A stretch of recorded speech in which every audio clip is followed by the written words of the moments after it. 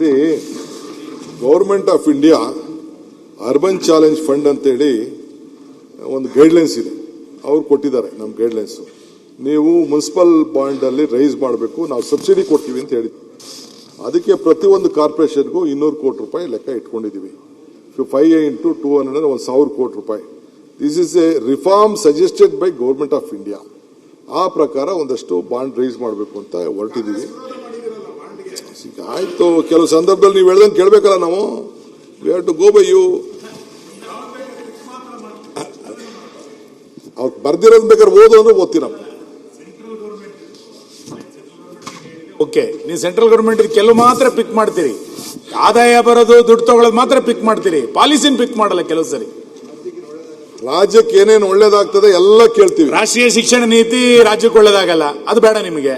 ಎಲ್ಲ ಆಮೇಲೆ ಮಾತಾಡ. ಈಗ ಇದು ಅದೇ ಯಾವ್ದು ಬೇಕು ಅಂತ ಪಿಕ್ ಮಾತ್ರ ಮಾಡೋದು. That is a political agenda. Okay ಅಧ್ಯಕ್ಷೆ, ಇದಾಯ್ತು, ಇವೆಲ್ಲ ಮಾಡಿದ್ವಿ. ನಮ್ಮ ಮುನ್ನತ್ನ ಅವರು ಬಹಳ ಚೆನ್ನಾಗಿ ಒಳ್ಳೆ ಫಸ್ಟ್ ಕ್ಲಾಸ್ ಸ್ಟೋರಿ ಎಲ್ಲ ಚೆನ್ನಾಗಿ ಹೇಳಿದ್ದಾರೆ, ಬಹಳ ಸಂತೋಷ. ಅದೇ ಮುತ್ತುರತ್ನ, ಇದು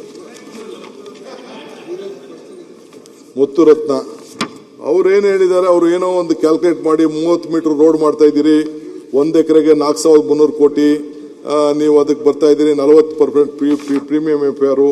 1 ಎಕರೆಗೆ ನೀವು ಅದೆಷ್ಟೋ 260 ಕೋಟಿ ರೂಪಾಯಿ ಸಂಪಾದನೆ ಮಾಡ್ತಾ ಇದ್ದೀರಿ, 263 ಕೋಟಿ ರೂಪಾಯಿ ಪ್ರಾಫಿಟ್ ಮಾಡ್ತಾ ಇದ್ದೀರಿ ಅಂತೆಲ್ಲ ಕೂಡ ಹೇಳಿದ್ದಾರೆ.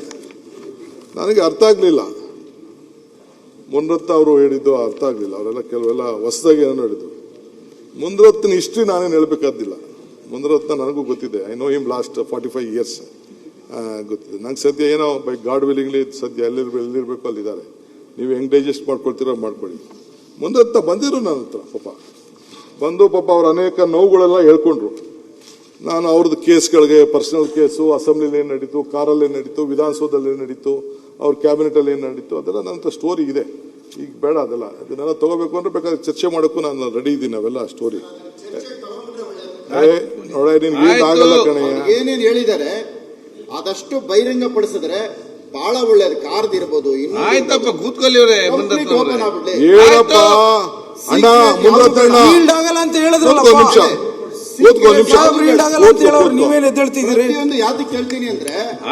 ನಿರ್ಭೀತ, ನಿಷ್ಪಕ್ಷಪಾತ, ವಿಶ್ವಾಸಾರ್ಹ ಸುದ್ದಿಗಳಿಗೆ ಮತ್ತೊಂದು ಹೆಸರಾಗಿರುವ ನ್ಯೂಸ್ 18 ಕನ್ನಡ ಈಗ ಆಪ್ನಲ್ಲೂ ಲಭ್ಯವಿದೆ.